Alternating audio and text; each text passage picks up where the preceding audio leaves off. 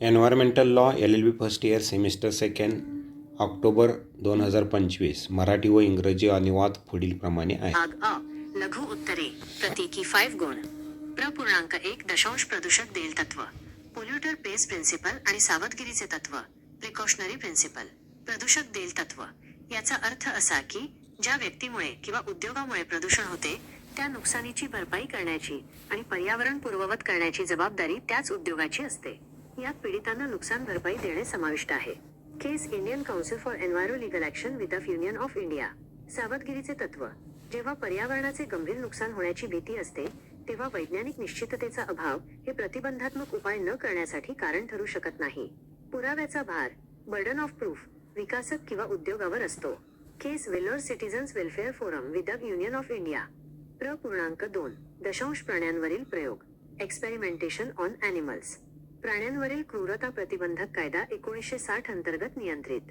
CPCSEA प्राण्यांवरील प्रयोगांचे नियंत्रण आणि देखरेख समितीद्वारे संचलन. मुख्य मुद्दे. प्रयोग केवळ वैज्ञानिक हेतूंसाठीच असावेत. अनावश्यक वेदना टाळाव्यात. आवश्यक असेल तिथे भूल ॲनेस्थेशिया वापरावी आणि पर्यायी पद्धतींना प्राधान्य द्यावे. 3 सार्वजनिक विश्वस्त सिद्धांत पब्लिक ट्रस्ट डॉक्ट्रिन. राज्य हे हवा, पाणी, जंगले यांसारख्या नैसर्गिक संसाधनांचे विश्वस्त ट्रस्टी आहे. ही संसाधने सार्वजनिक वापरासाठी आहेत आणि त्यांचे खाजगीकरण करता येत नाही. महत्वाची case star MC Mehta v Kamalnath star. न्यायालयाने असे धरले की जर सार्वजनिक हिताचे नुकसान होत असेल तर सरकार सार्वजनिक संसाधने खाजगी वापरासाठी हस्तांतरित करू शकत नाही. 4 पर्यावरणीय प्रभाव मूल्यांकन EIA आणि पर्यावरणीय लेखा परीक्षण एन्व्हायरमेंटल ऑडिट. EIA प्रकल्प सुरू करण्यापूर्वी पर्यावरणावर होणाऱ्या परिणामांचे मूल्यमापन करण्याची प्रक्रिया. पर्यावरण संरक्षण कायदा 1986 अंतर्गत हे अनिवार्य आहे. पर्यावरणीय लेखा परीक्षण ऑडिट पर्यावरण कायद्यांच्या पालनाचे पद्धतशीर मूल्यमापन. यामुळे उद्योगांना त्यांच्या पर्यावरणाशी संबंधित कामगिरीत सुधारणा करण्यास मदत होते. 5 जैववैद्यकीय कचरा आणि घातक कचरा व्यवस्थापन. जैववैद्यकीय कचरा बायोमेडिकल वेस्ट, रुग्णालये, दवाखान्यातून निर्माण होणारा कचरा, उदा. मानवी उती, सुया, रक्त हे बायोमेडिकल वेस्ट रूल्स 2016 नुसार चालते. घातक कचरा हॅझार्डस वेस्ट, आरोग्य, पर्यावरणास घातक असलेला कचरा, रसायने, विषारी पदार्थ. व्यवस्थापन वर्गीकरण, साठवणूक, वाहतूक, उपचार आणि विल्हेवाट, भस्मीकरण, पुनर्वापर. 6 जैवविविधता आणि पाणथळ जागा बायोडायव्हर्सिटी आणि वेटलँड्स. जैवविविधता सजीव सृष्टीतील विविधता, वनस्पती, प्राणी, सूक्ष्मजीव. जैवविविधता कायदा 2002 अंतर्गत संरक्षित. पाणथळ जागा पाण्याने व्यापलेले क्षेत्र, तलाव, दलदल हे परिसंस्था आणि पूर नियंत्रणासाठी महत्त्वाचे आहेत. वेटलँड रूल्स 2017 नुसार संरक्षित.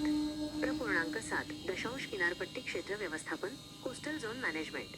CRZ कोस्टल रेग्युलेशन झोन अधिसूचनेद्वारे नियंत्रित. किनारपट्टीवरील विकासाचे नियमन करते. किनारपट्टीचे 4 झोनमध्ये CRZI ते IV विभाजन केले जाते. 8 धार्मिक आणि सांस्कृतिक दृष्टिकोनातून पर्यावरण संरक्षण. भारतीय परंपरा निसर्ग पूजेला महत्त्व देतात. वृक्षांची पूजा, पिंपळ, वटवृक्ष, नद्यांना गंगा पवित्र मानणे, प्रकृती रक्षण ही संकल्पना आणि प्राचीन ग्रंथांमध्ये निसर्गाशी सुसंवाद साधण्यावर दिलेला भर. 9 शाश्वत विकास सस्टेनेबल डेव्हलपमेंट. असा विकास जो भविष्यातील पिढ्यांच्या गरजांशी तडजोड न करता वर्तमान गरजा पूर्ण करतो. यात आर्थिक विकास आणि पर्यावरण संरक्षण यांचा समतोल साधला जातो. 10 शतांश पूर्व परवानगी आणि अवन हेतू फॉरेस्ट कन्झर्वेशन ॲक्ट. वन संरक्षण कायदा 1980 नुसार केंद्र सरकारच्या परवानगीशिवाय वनजमिनीचा वापर अवन नॉन फॉरेस्ट कामांसाठी करता येत नाही.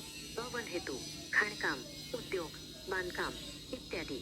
11 शतांश स्टॉकहोम परिषद 1972 स्टॉकहोम कॉन्फरन्स. पर्यावरणावरील ही पहिली जागतिक परिषद होती.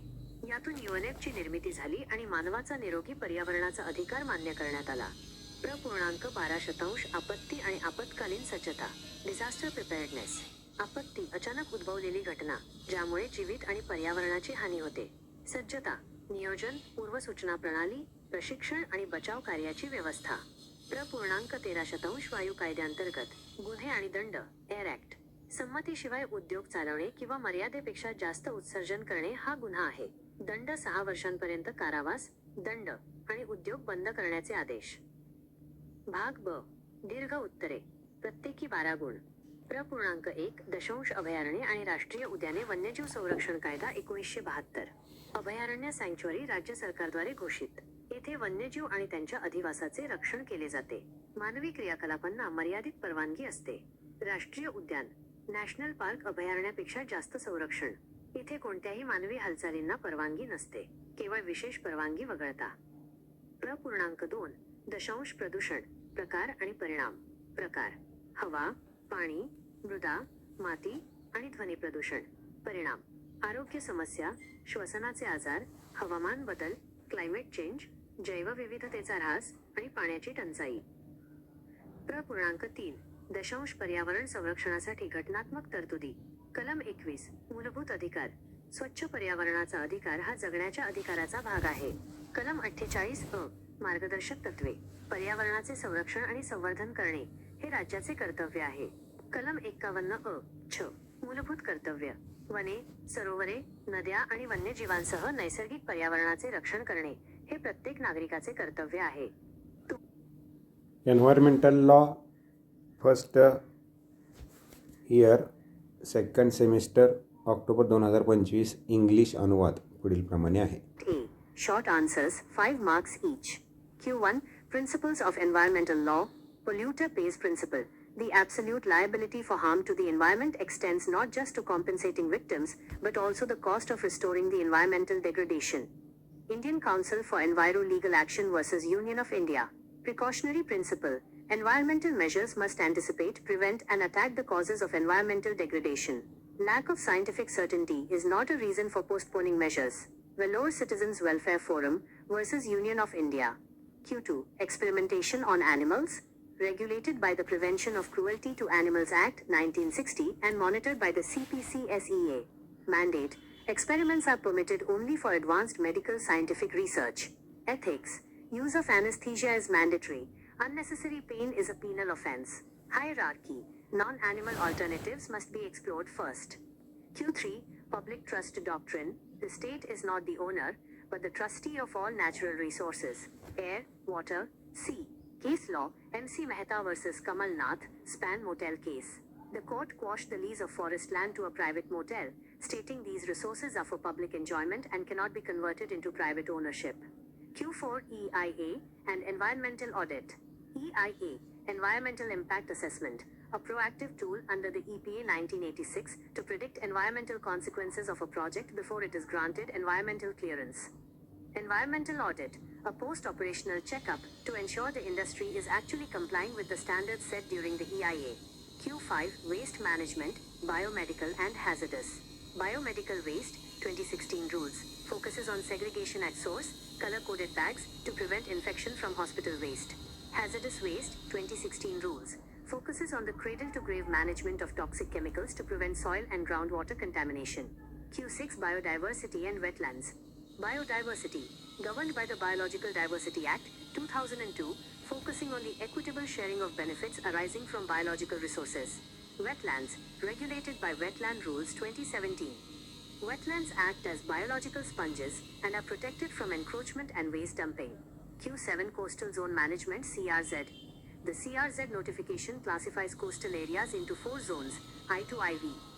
CRZ-I, ecologically sensitive, has the strictest regulations, while CRZ-2, developed areas, allows more regulated construction. Q8 Religious and Cultural Perspective. Indian culture views nature as Prakriti, sacred. Ethical conservation is rooted in the worship of trees, people, animals, vahanas of gods, and rivers, Ganga, Yamuna, forming a traditional basis for modern sustainable development. Q9 Sustainable Development. Defined as development that meets the needs of the present without compromising the ability of future generations to meet their own needs. Key pillars: intergenerational equity, sustainable use, and integration of environmental protection with economic growth. Q10 Forest Conservation Act, 1980. Non-forest purpose: breaking up or clearing forest land for tea, coffee, spices, rubber palms, oil-bearing plants, horticultural crops, or medicinal plants. Central government approval. Section 2 makes it mandatory to get prior approval from the central government before de-reserving a forest or using it for non-forest tasks. Q11 Stockholm Conference 1972, known as the Magna Carta of Environment. It resulted in the Stockholm Declaration, 26 Principles, and led India to enact the 42nd Amendment to the Constitution and the Air-Water Acts. Q12 Disaster and Emergency Preparedness involves a cycle of prevention, mitigation, preparedness, response, and recovery. In India, this is spearheaded by the NDMA, National Disaster Management Authority. Q13 Air Act, Offences and Penalties. Act, Air Prevention and Control of Pollution, Act 1981. Section 37.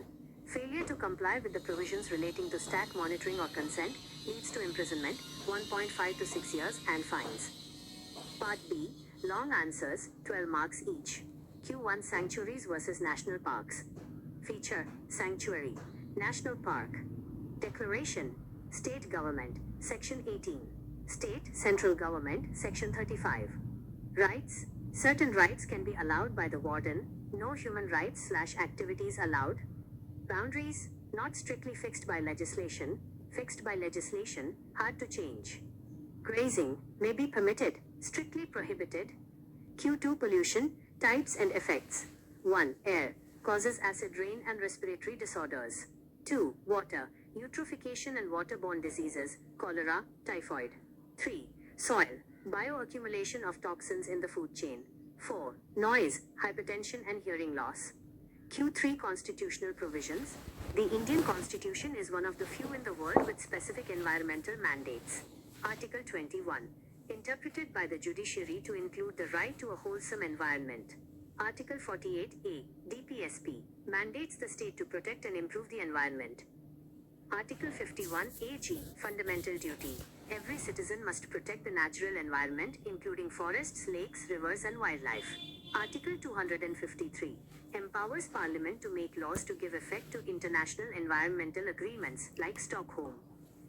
Would you like